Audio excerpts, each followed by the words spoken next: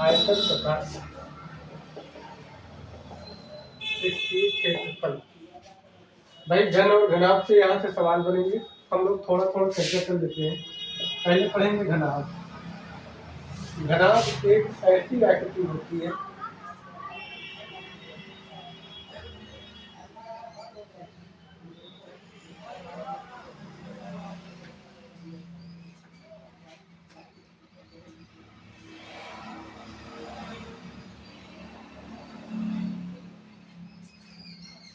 घनाभ एक ऐसी आकृति होती है जिसमें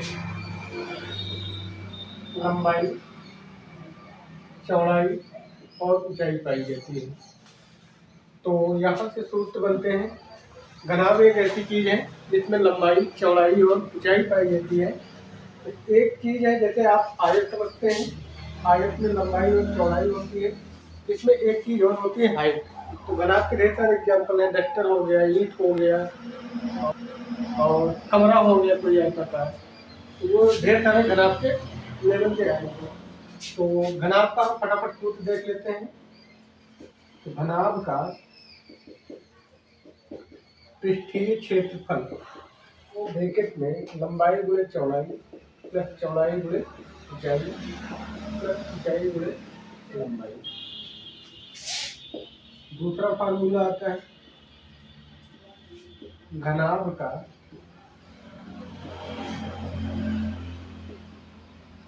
पार्श्व पृष्ठीय क्षेत्रफल। ये आता है भाई 2 ब्रैकेट में L प्लस B गुणे ऊंचाई। दूसरा फार्मूला आता है घनाभ का आयतन। घनाभ का आयतन बराबर लंबाई गुणे चौड़ाई गुणे ऊंचाई। ये 3 चीजें पाई जाती हैं घनाभ में। 3 फार्मूले होते हैं। आई होप आप लोग साथ में नोट भी कर लिए होंगे। नोट कर लिए हैं? नहीं। अगर हम यहाँ से एक एग्जाम्पल ले लेते हैं, जैसे मान लेते हैं लेट डी, किसी घनाभ की लंबाई 8 है, चौड़ाई 5 है और ऊंचाई 4 है, तो इसका आयतन क्या होगा? सवाल बन गया भैया। घनाभ का आयतन बराबर लंबाई गुणे चौड़ाई गुणे ऊंचाई। लंबाई है हमारे पास 8, चौड़ाई है 5, ऊंचाई है 4। तो 8 पर 4 आएगा, 8 पंजे 40, 40 चौका 160 घन सेंटीमीटर। अगर ये सब सेंटीमीटर में हो तो सेंटीमीटर सेंटीमीटर। अब घन सेंटीमीटर क्यों आता है भाई? Semi into semi into semi, 3 बार गुणा है, इसकी पावर 1, इसकी पावर 1, इसकी पावर 1। हमें पता है गुणा में पावर जुड़ जाती है, 1 2 3, यही इसीलिए आता है घन सेंटीमीटर। ये एक टाइप का सवाल हो गया। अब यहाँ से कई टाइप के सवाल आपके बन सकते हैं जो कि आगे हम चर्चा करेंगे। अब देख लेते हैं घन के बारे में। इसको हम मिटा दे रहे हैं।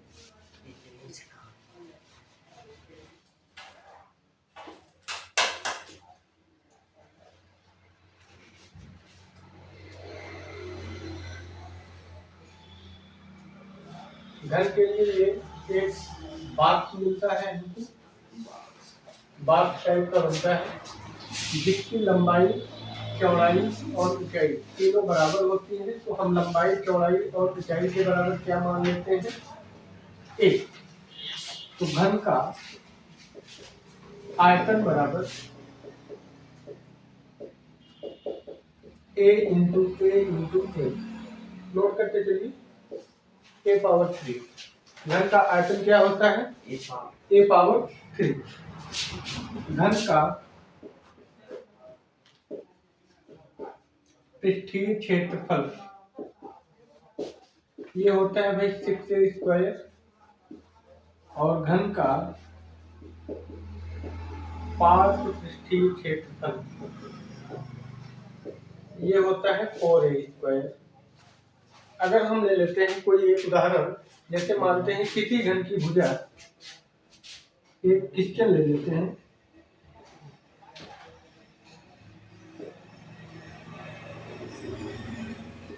किसी घन की भुजा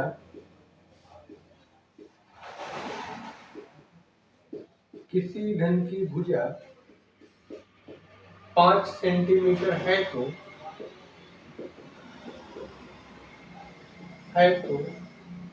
घन का आयतन क्या होगा।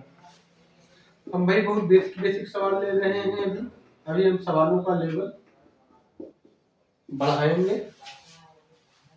तो किसी घन की भुजा, सॉल्यूशन देखिए।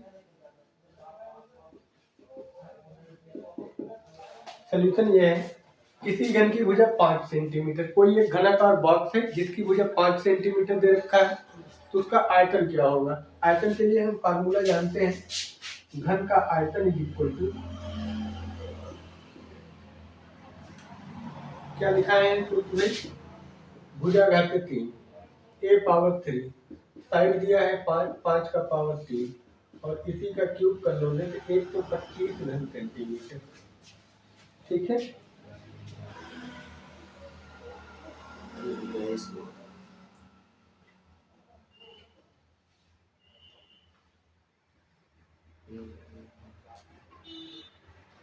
बेलन क्या होता है।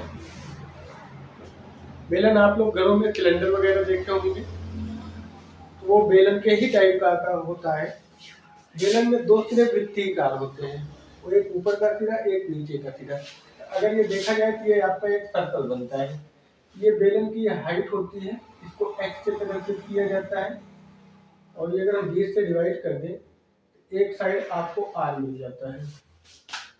तो बेलन क्या है, बेलन के सूत्र की अगर हम बात करेंगे तो बेलन का वक्रपृष्ठ बराबर ये होता है 2 पाई RH। बेलन का संपूर्ण पृष्ठ बराबर ये होता है 2 पाई R ब्रैकेट में x प्लस R। बेलन का आयतन की बात करें तो आयतन बराबर होता है पाई R स्क्वायर h। अब ये भाई इसको हम थोड़ा थोड़ा समझते हैं। यहाँ से 2 पाई R, यहाँ से 2 पाई R, बटे का 2 पाई R, 2 पाई R होता है किसी भी वृत्तीय सिरे का उसके परिधि के बराबर होता है, चाहे वृत्त हो, चाहे बेलन हो, चाहे शंकु हो। इसमें एक चीज मिलता है पाई आर स्क्वायर। तो पाई आर स्क्वायर क्या है, पाई आर स्क्वायर जो है आधार का क्षेत्रफल होता है, आधार का क्षेत्रफल। अब आधार का क्षेत्रफल क्या है, ये वृत्त से भी रिलेटेड आएगा, चाहे आप वृत्त का क्षेत्रफल कह लीजिए, चाहे आप वृत्त की परिधि कह लीजिए। ये चीजें आपको रटी होनी चाहिए। अब जैसे हम कुछ उदाहरण लेते हैं, जैसे हम मान लेते हैं किसी बेलन की त्रिज्या, ये क्वेश्चन है, किसी बेलन की त्रिज्या 7 सेंटीमीटर है तथा ऊंचाई 10 सेंटीमीटर है, तो उस बेलन का आयतन क्या होगा। उस बेलन का आयतन क्या होगा भाई, हम जानते हैं आयतन के लिए सूत्र लगाएंगे। बेलन का आयतन बराबर ये होता है पाई आर स्क्वायर एच। पाई का मान बेटे 22/7, इंडिया ऑस्ट्रेलिया सब जानता है पाई का मान 22/7 होता है। तो पाई का मान 22/7, रेडियस दिया है 7, यहाँ से रेडियस का स्क्वायर करेंगे 7 × 7, हाइट दे रखा है 10 सेंटीमीटर। एक साथ कर दिया भैया, 22 × 7 × 10, 22 का पहाड़ा 7 बार पढ़ोगे भाई तो 22 × 154, 10 का गुणा करवा दो 1540 घन सेंटीमीटर। यही आपका आंसर होगा। तो अब इस टाइप के सवाल ऐसे ही बनते हैं। तो मुझे आशा है कि आप लोग समझ गए होंगे।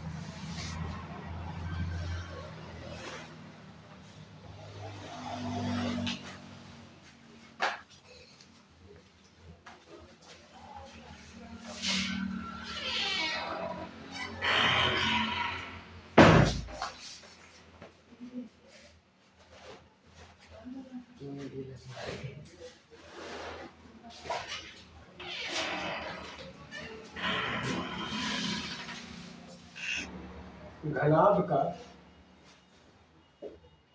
विकर्ण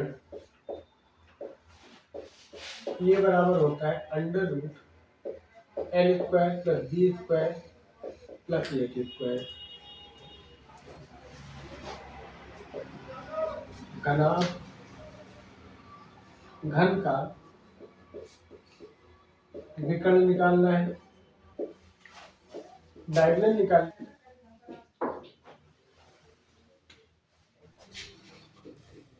√3 ये होता है। तीन देखते एक क्वेश्चन पर आ जाता है। क्वेश्चन है बेटा,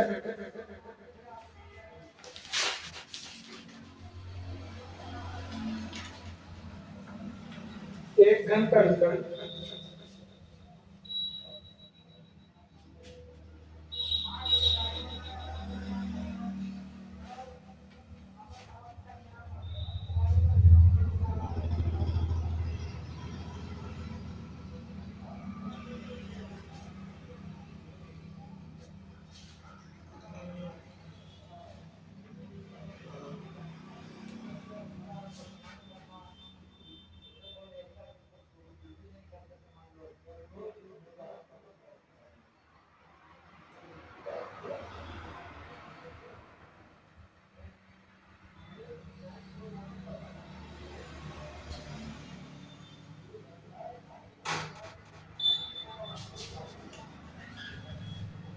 एक घनाभ 20 सेंटीमीटर लंबा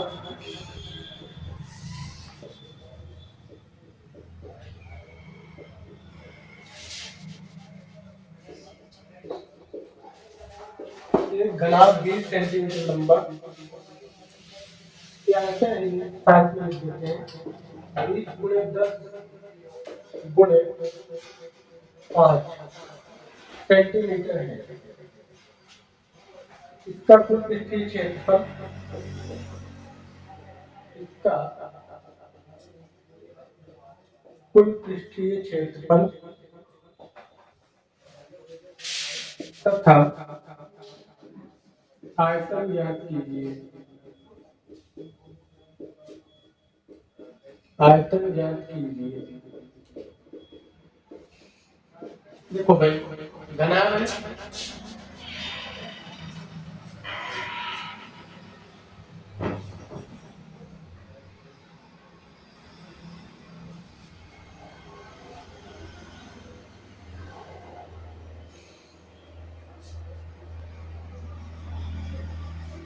घनाभ है तो घनाभ की लंबाई दिया है 20, चौड़ाई दिया है 10 और ऊंचाई दिया है 5। कुल पृष्ठीय क्षेत्रफल, हम कुल पृष्ठीय क्षेत्रफल की बात करें, घनाभ के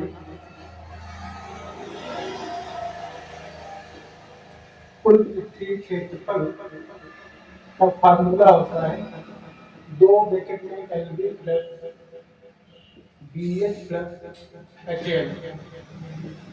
2 L का मान है 20 इंटू 10 इंटू 5 प्लस 5 इंटू 20 फटाक से गुणा करवाइए 200 20 दाम 200 10 पंजे 50 20 पंजे 100 200 300 350 का डबल कर दोगे 700 वर्ग सेंटीमीटर। अब इसके आयतन की बात की घनाभ का आयतन होता है लंबाई गुणे चौड़ाई गुणे ऊंचाई। L दिया है 20, B दिया है 10, H दिया है 5, 20 पंजे 100 एक जीरो इसलिए का 1000 घन सेंटीमीटर। खत्म हो गया सवाल बेटा, यही सवाल